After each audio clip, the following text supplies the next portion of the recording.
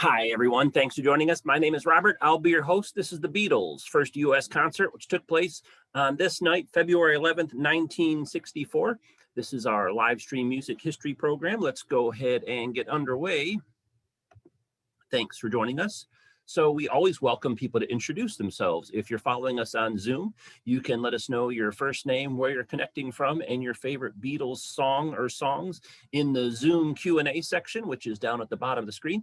If you're watching us on Facebook Live, you can let us know the same thing in the Facebook comments for our event, and we'll get started in just a second.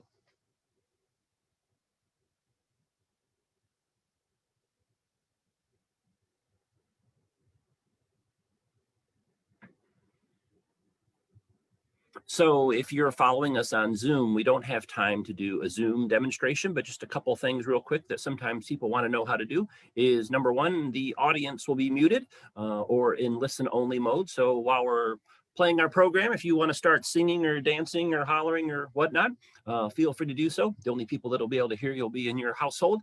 And if you want to raise or lower the volume on your session, you can check the settings on your device locally. We did 2 sound tests earlier. Everything seems to be working fine. If you want to adjust the screen display in Zoom so that the slides that we're showing or the video that we're showing takes up the full screen, look for something at the top of your screen called View or View Options, and you can adjust the settings that way. If you have any technical problems, questions about the Beatles, comments, etc., feel free to use the Q&A section in Zoom or the comments section in Facebook. And thanks for joining us again. For those of you not familiar with us, we're Washington, D.C. History and Culture. We're a nonprofit community organization. And for those of you I haven't met before, my name is Robert Kelleman, and I will be your host. So thanks for being here. So it was 57 years ago that the British invasion started, with the Beatles arriving in the United States, thus our program we're having tonight. And the purpose of these music history programs is kind of fourfold. So one is listen to some great music, both familiar and new. And I'm sure the Beatles fall into that category.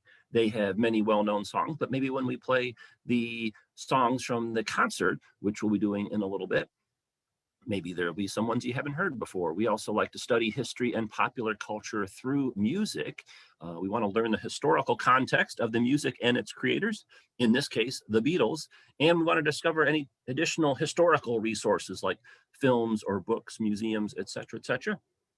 Now, if you were with us earlier today, we had a film screening of the John Lennon biographical film Nowhere Boy. So if you are coming back from that, thanks for being part of our Beatles doubleheader today. So who is your favorite Beatle? You can either keep that to yourself, you can type it in the Q&A or the Facebook comment section. And look at these 4 kids. Do you recognize these 4 children? Who might they be? Well, you know the answer to that. Of course, it's John, Paul, George, and Ringo, their childhood photos.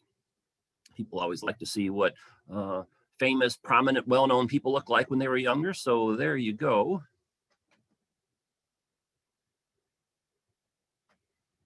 And let's look at them individually.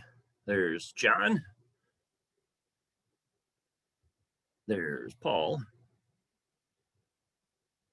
There's George. And there's Ringo. You recognize all 4 of those, don't you?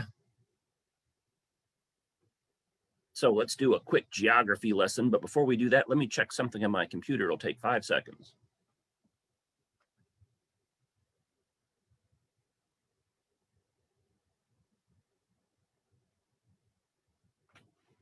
Okay, so if you are not familiar with the geography of the UK, let's talk about where Liverpool is. So most people know that the Beatles are from Liverpool, but if you're not familiar with the UK geography, where the heck is Liverpool? Well, it's not a suburb of London. That's a separate part of the country.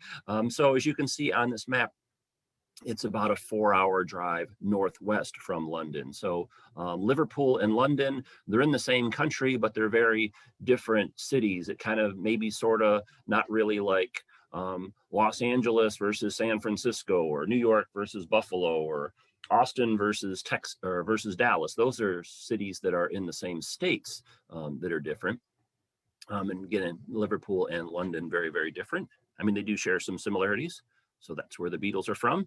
And the Beatles are greatly influenced in their youth by American music, in particular Elvis Presley and Buddy Holly. We were talking about the Nowhere Boy film with John Lennon, and it had a number of references to both Elvis and Buddy Holly. But the other Beatles admire these musicians as well. And it's interesting that the Beatles are so influenced by American music, because what would happen is when the Beatles in turn become famous themselves, they would then influence a number of American performers, in addition to other musicians throughout the world, of course. So it kind of comes full circle. The Americans influence the Beatles, and the Beatles come back to America and influence everybody else. The Beatles are also greatly influenced by the Motown sound, which came out of Detroit. For example, these are 3 hit songs that the Beatles covered on their own: Barrett Strong's Money, Please Mr. Postman by the Marvelettes, and You've Really Got a Hold on Me by the Miracles. So again, Beatles have a number of artistic influences. You could spend a long time just talking about all the different performers that influenced them, but they were greatly influenced by American music. And this is the early era of the Beatles. This is John Lennon and his band, the Quarrymen. He started that group in high school. This photo was taken in July of 1957. That's John Lennon in the kind of the center left of the photo. If you don't recognize him, he's got the checkered shirt on and stringing the guitar and singing. And this is actually a historic photo, not only because it's probably the best photo of John's band performing early on during their early days. Again, they started the band when he was in high school, but it's also an important historic photo because this would be the day that he would meet Paul McCartney. So they had an intermission in between 2 performances that they had, and he ends up meeting Mr. McCartney. This was actually part of a garden church type festival that they were having on Saturday, July 26, 1957. And so again, a big day in music history, the day John Lennon meets Paul McCartney. Here's a colorized version of that photo. So the early beginnings of the Beatles. So I thought what I would do is let's go through kind of some prehistory of the Beatles before they arrive in Washington, D.C. and kind of talk about how they got there. Then we'll go through and talk about the concert in Washington, D.C., provide some historical context for that. And after about 30 minutes of all that kind of stuff, we'll actually stream the concert so you can check it out. This is the earliest known color photo of the Beatles. That's George Harrison on the left, John Lennon in the background, and Paul McCartney on the center right. And in this particular venue, they were playing at a family wedding. They were providing the musical entertainment. So just think, if you were around Liverpool in 1958, you could have had the Beatles play at your wedding. How cool that would be. Okay, so in 1960, the Beatles go off to Hamburg. Most people are kind of familiar with this. I'm not going to talk too long about this kind of Beatles road trip, so to speak, throughout the different places that they go to, but Hamburg is a place closely associated with the Beatles. And there's a woman in Hamburg who gives these really cool Beatles in Hamburg walking tours. And I've been talking to her. She's actually probably going to give a presentation to our group at some point in time in the next few weeks. So it'll be a whole entire presentation about the 2.5 years that the Beatles spent in Hamburg. So you can be on the lookout for that. As soon as we get the date for that, I will be happy to email that to all of you. This is a well-known photo of the Beatles from their Hamburg days, and this is pre-Ringo Starr. So the characters in this image are Pete Best on the left, George, John, Paul, and then Stuart. Stuart was a friend of John's from art school back in Liverpool, and there's many people that are considered the 5th Beatle, but he is one person that holds that distinction. He was a member of the group, but eventually he drops out to pursue an art career. But unfortunately for him, he died shortly thereafter of a brain aneurysm. So that's the Beatles in Hamburg. There's a young John Lennon, a young Paul McCartney, and a young George Harrison. And them playing in Hamburg.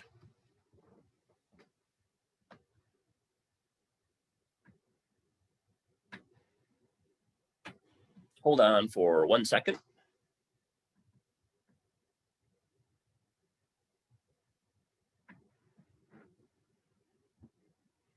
So after Hamburg, the Beatles returned to the UK.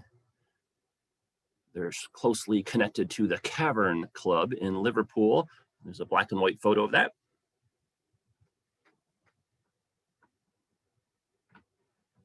And it's a place that's still in existence today. So if you ever go to Liverpool, you can go check out the Cavern and a lot of these other Beatles places. You can also visit John Lennon's home, Paul McCartney's home. There's a big Beatles museum. So a lot of Beatles history in Liverpool, if you ever want to make the pilgrimage there.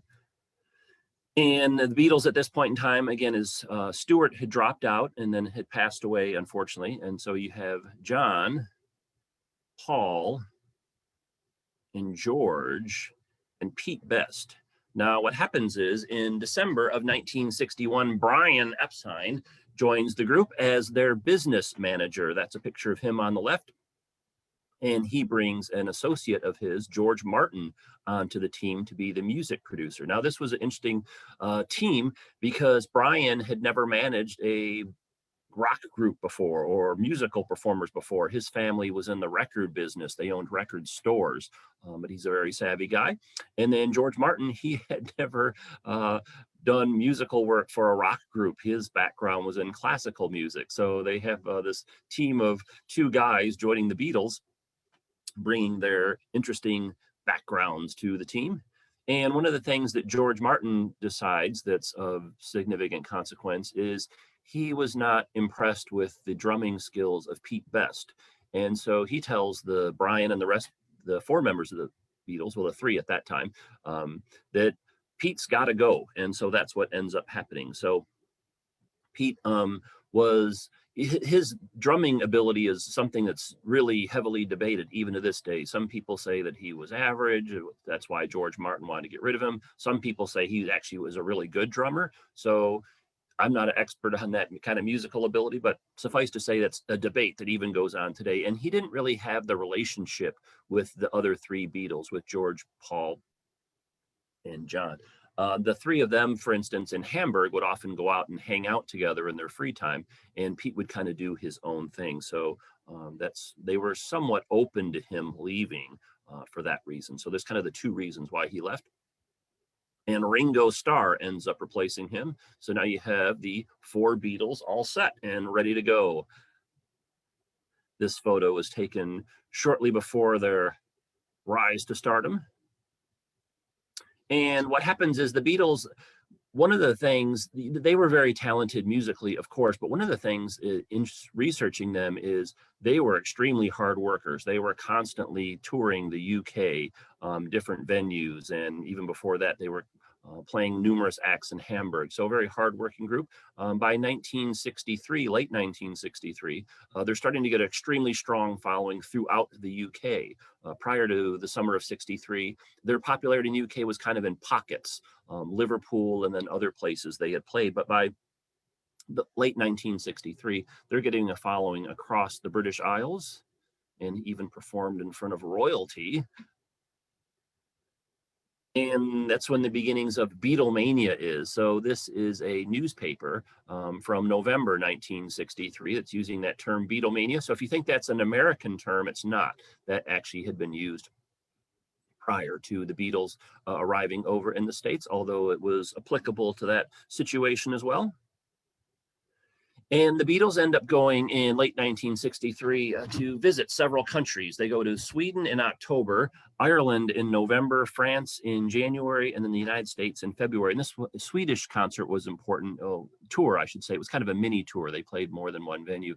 It's important for a number of reasons. Number one, it's the first time that they have played outside of the UK if you don't count the Hamburg experience.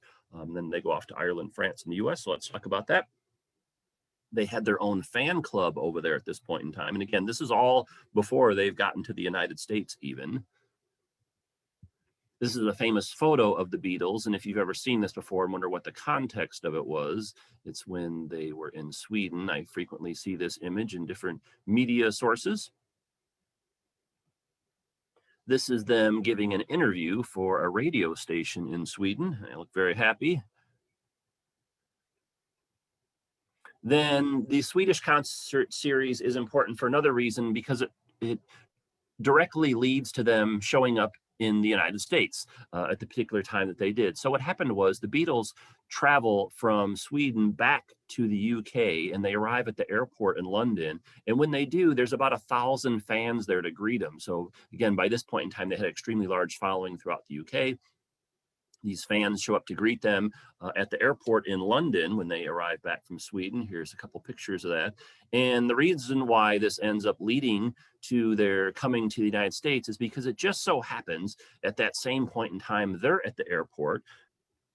Ed Sullivan of American television fame is also at the airport at that same point in time. And so he sees and hears all of this commotion taking place, and he asks someone, what's going on? He thought maybe it was a member of the royal family or something was at the airport. So he inquires, what's all this commotion about? And someone says, it's the Beatles. And he says, the who? And they say, the Beatles, the rock band. And he's like, oh, okay.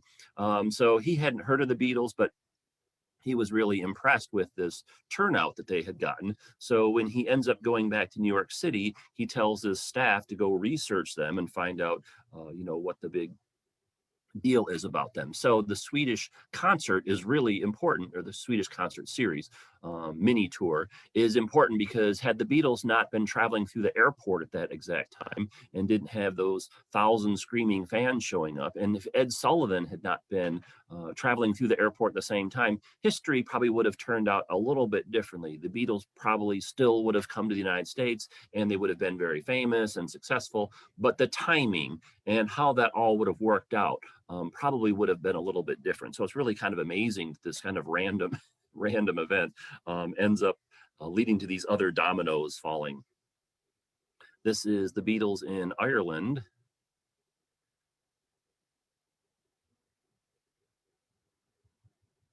And then in Paris.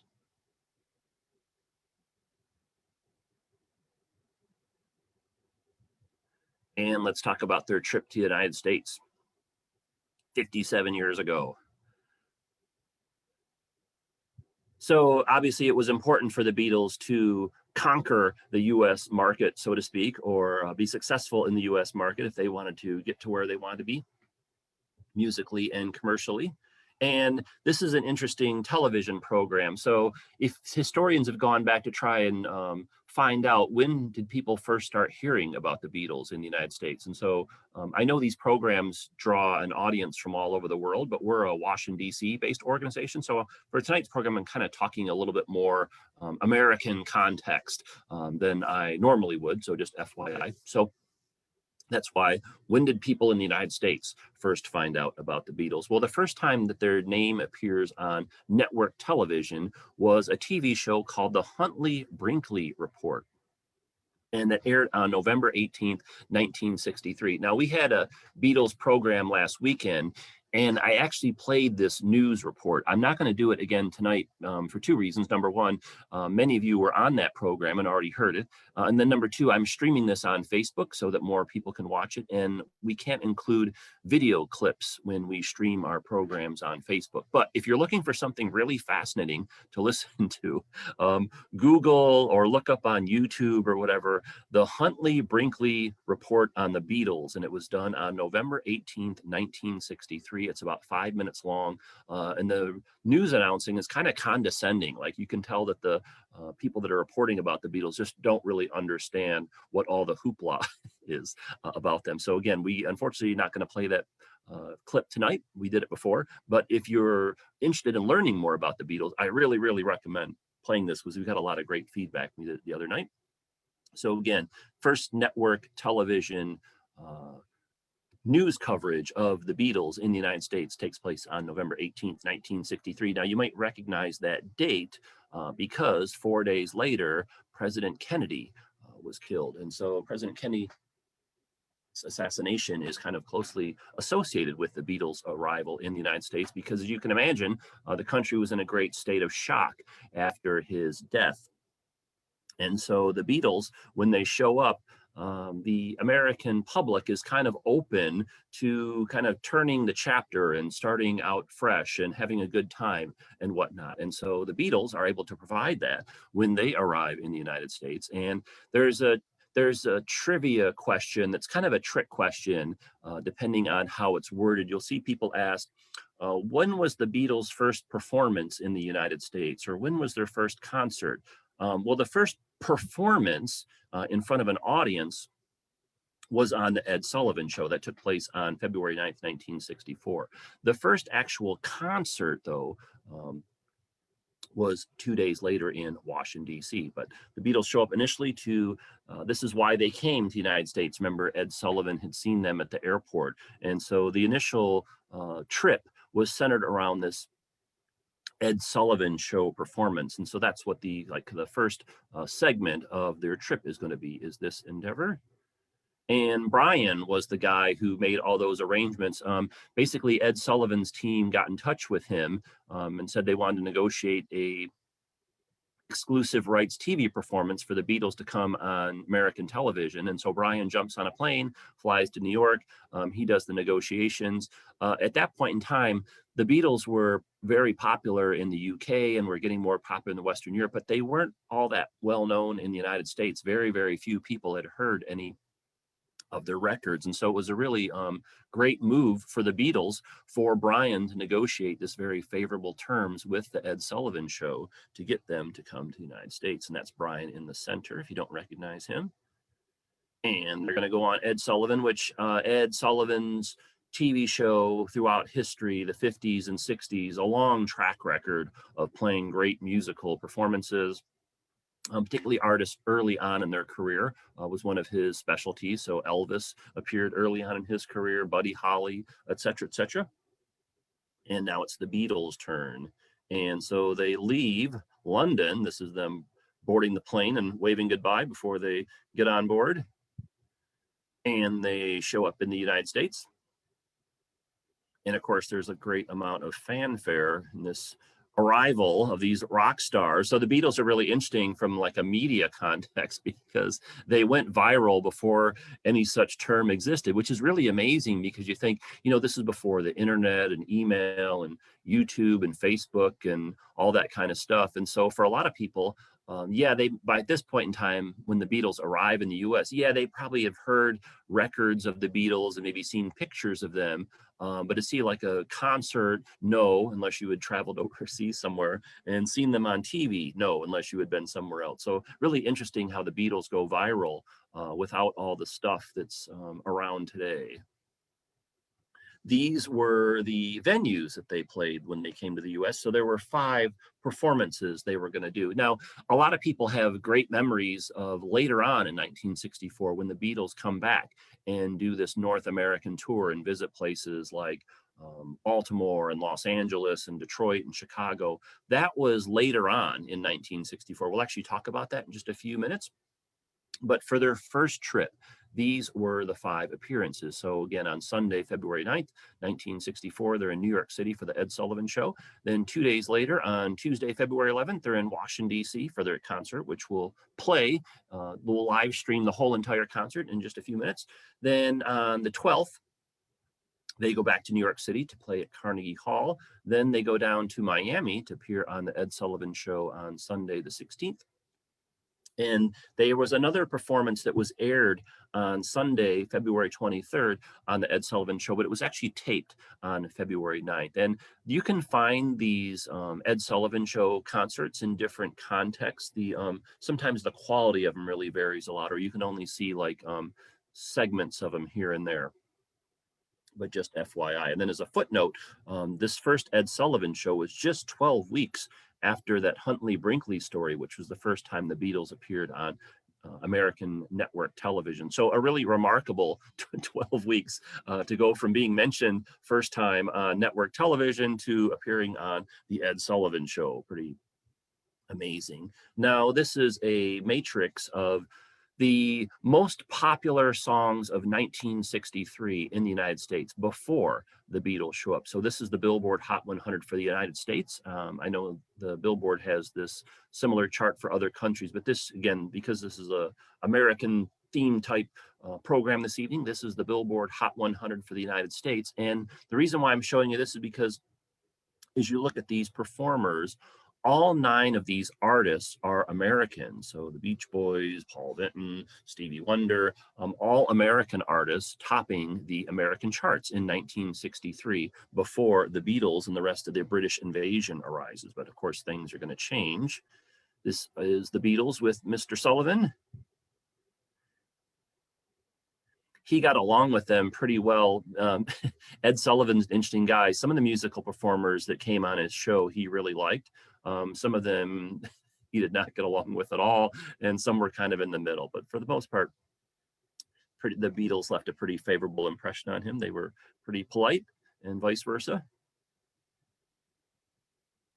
And these are the songs that they end up singing on that February 9th show. They did All My Loving, Till There Was You, She Loves You, I Saw Her Standing There, and I Want to Hold Your Hand. And it's really interesting.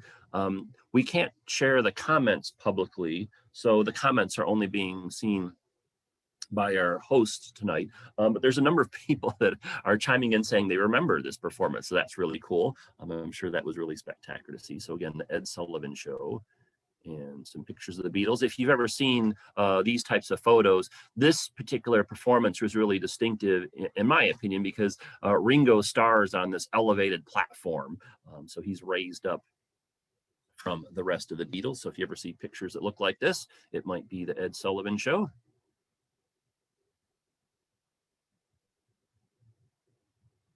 Now let's talk about their time in Washington, D.C. It's kind of the main event for this evening. That was just some historical context to get to where the Beatles started to now. So they were supposed to fly down to Washington, D.C., but there was a big snowstorm. So they decided instead to have them travel by train. So that's what they're doing here. So you have Ringo holding up his ticket in case he gets checked.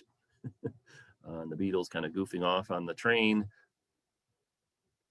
And if you are in Washington, D.C., or familiar with Washington, D.C., they showed up at Union Station. And so this is the platform where the train pulled into, and the police knew that there was going to be a big mob scene. So they kept most of the people away from the platform and away from some of the sections of Union Station. So it wasn't as crazy as it had been in some other places.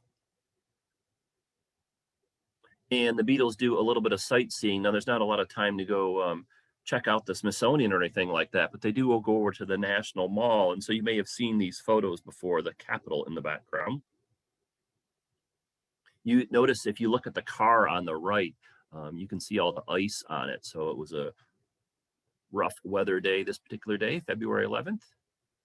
And here's a close-up of that photo. And again, you can see the Capitol in the background. So if you're in Washington, D.C., or have traveled through here and you've seen this picture before, that's the context. It was taken before their big concert. Here's a colorized version of it.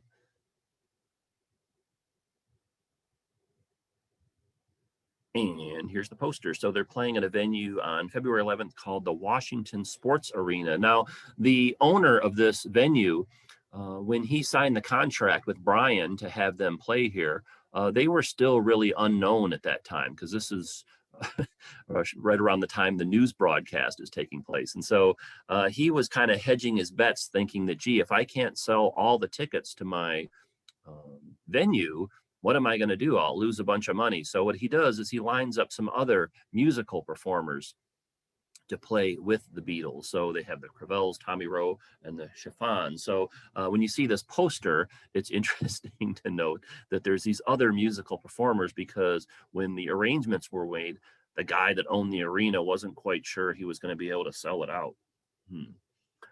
Here's another advertisement saying the Beatles are coming. So Tuesday, February 11th, 8:30. If you're wondering why our program started at 8:30, it's because that's when the concert started. Usually we start on the top of the hour, but every once in a while we make an exception, and I thought tonight would be a good exception. Here's a ticket. So the tickets were $2, $3, and $4. So imagine that.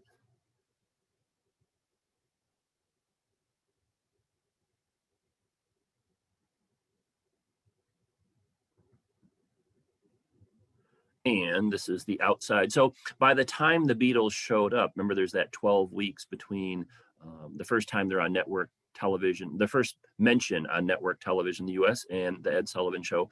In between that time, Of course, they get extremely popular. And so by the time the concert rolls around, there's no need to put any other performers on the marquee. It's just strictly going to be the Beatles. You notice says sold out. So the guy that owned the arena, he could have sold a lot more tickets if he would have had the space to do so. And if you're in Washington, D.C., where was that the Beatles ended up playing? Well, that venue was in existence for a long time for sports and just different large scale events. And then eventually it ended up becoming a parking lot of all of it, imagine things. So the Beatles are basically, right in the center where those cars were. So just think there was for a several year span where people were parking their car where John, Paul, George, and Ringo were playing their first concert. Imagine that. But eventually it was decided that there could be a better use for this space than parking. And so it was turned into an REI, the outdoor equipment company. There's a picture of that. So the building was repurposed. So I don't know if you've been in the REI co-op, they sell like outdoor stuff like bikes and hiking stuff and some sporting goods and tents and all that kind of stuff. REI, like Robert Edward Ivan. They have a few mementos to the time this was a concert venue. Here's some of the seats. So if you were actually at the concert that night, who knows, maybe you might have sat in one of these seats. And they have this wall that has kind of a bunch of mementos. So again, a lot of performers played here. I mean, this was a big entertainment and public space venue in Washington, D.C. So that's what that wall has. And if you're wondering where this is at, so this, if you are not familiar with Washington, D.C., this map might not make a lot of sense. But if you are, you can see the REI Co-op. That's where the concert was held. And just to kind of orient yourself, that's the United States Capitol, which was been in the news a lot lately, down at the bottom left. And then RFK is kind of over in the bottom right. And then if you're familiar with DC, it's not very far from Union Market. So it would just be kind of a short walk from there. Or north of Union Station is kind of maybe halfway in between the Capitol and where the REI is. So just for the Washington, DC folks that are joining us this evening, that's where the arena was. And again, here's another view of it. So next time you go check out the REI Co-op, make sure you know the history behind that place. So again, kind of amazing. Recent photo, historical photo. Hold on for just 1 second.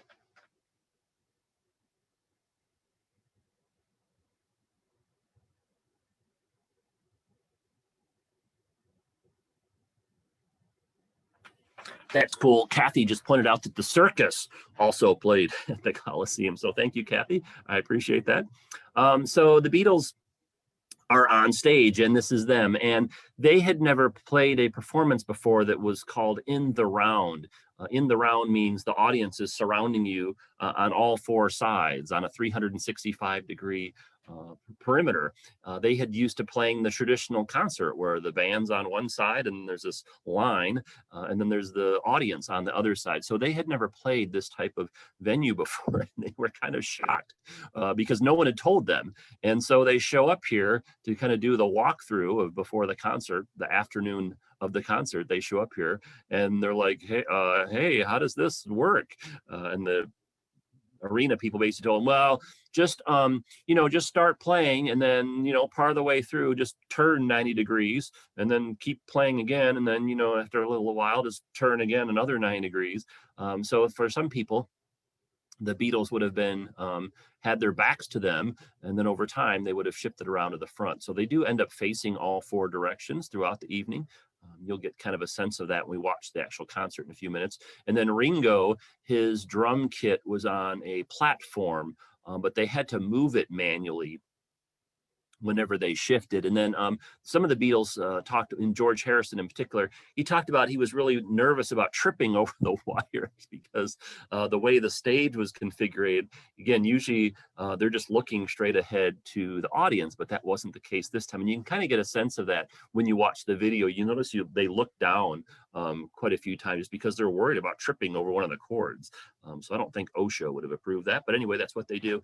And this was the biggest crowd they had ever performed before. They were playing in front of 8,000 people. And while the Beatles were really popular, and 8,000 people might not seem like all that much now, you have to remember this is the era before stadium concerts. This is long before the Shea concert. That was a subsequent trip that the Beatles had. So they didn't have stadium concerts really, at least not for the Beatles at this point in time. So they were used to playing in front of like 2,000 people on their venue. So to come over here and play in front of 8,000 was pretty extraordinary for them.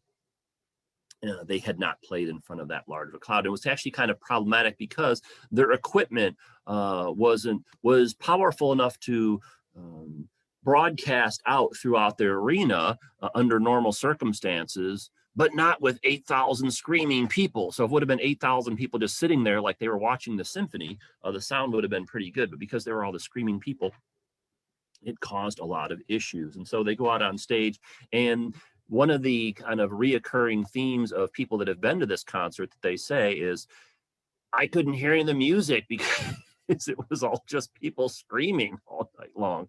And when we listen to our concert that we're going to be streaming, you'll be able to hear the music because they record it from right where the Beatles were at. But if you can kind of imagine, being in this audience and there's just thousands of people around you screaming their heads off, well, then, yeah, you're really going to have a hard time hearing the music. So I would say that's kind of like the number one reoccurring memory of people that actually went to this concert, was that they really couldn't even hear much of the music just because it was so much hollering and stuff going on. Here's some pictures of the Beatles. And they end up playing 12 songs. So they do Roll Over Beethoven, From Me to You, I Saw Her Standing There, This Boy, All My Loving, I Want to Be Your Man, Please Please Me, Till There Was You, She Loves You, I Want to Hold Your Hand, Twist and Shout, and the last song of the night was Long Tall Sally. So hopefully you recognize some of these songs, or maybe perhaps even some of your favorites are on here.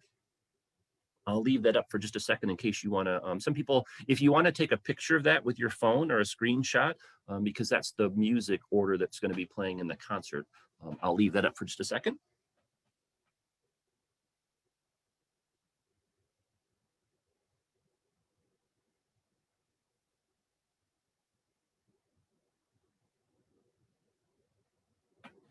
Okay, everybody got that?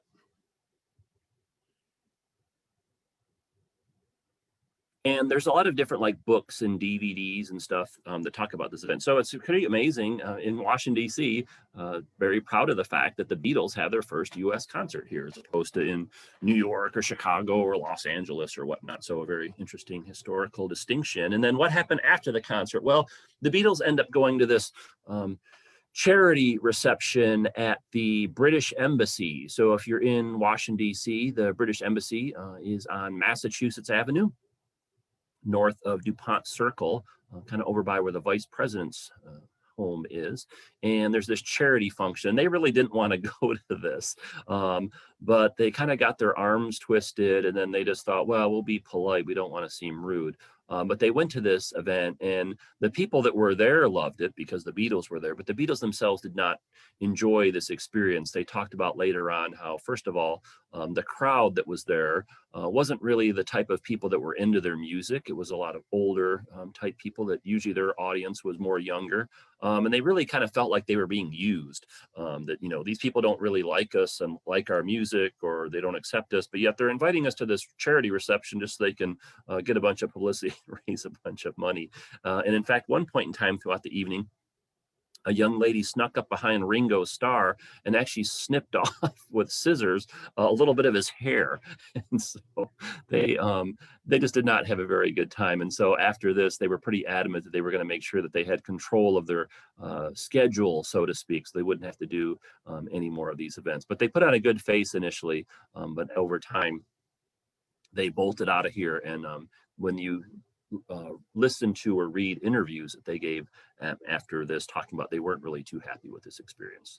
And then they go back to the UK, of course, and the popularity just keeps on increasing over time. This is a Life magazine cover from August of 1964. And again, many people have really prominent memories of the Beatles on their North American tour, or songs that were playing in 1964. So you remember that Billboard chart that we had that was the 1963 songs, and the top 9 songs were all American performers. Well, look at this. Fast forward a year later, and in 1964, of the top 16 songs, 5 of them were from the Beatles. And so you have I Want to Hold Your Hand, She Loves You, A Hard Day's Night, Love Me Do, and Please Please Me. So you can see the beginnings of the British invasion.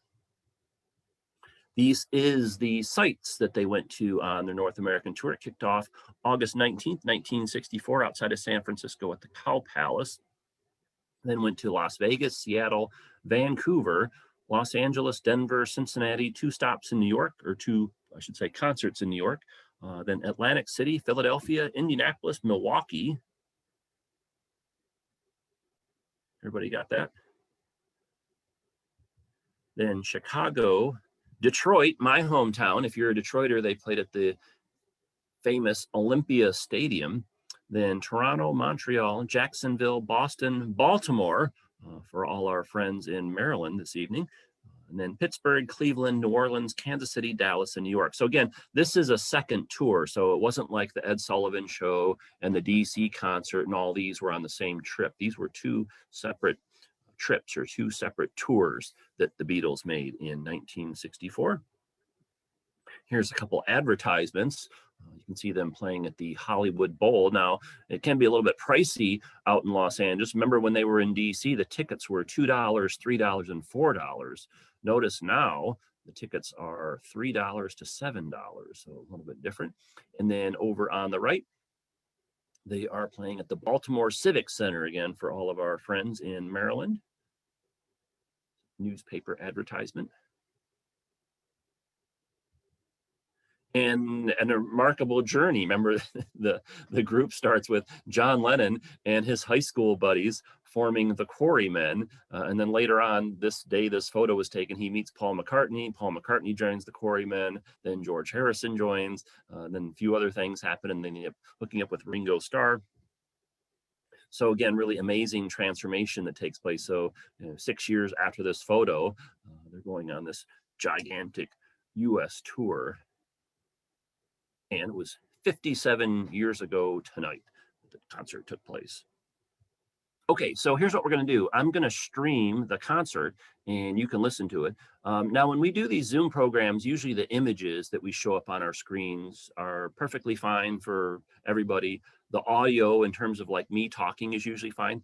The video, though, can be a little bit hit or miss depending on like a million different factors. So where I'm at, I hardwire into my modem so I can shoot the signal out as fast as to you as fast as I can.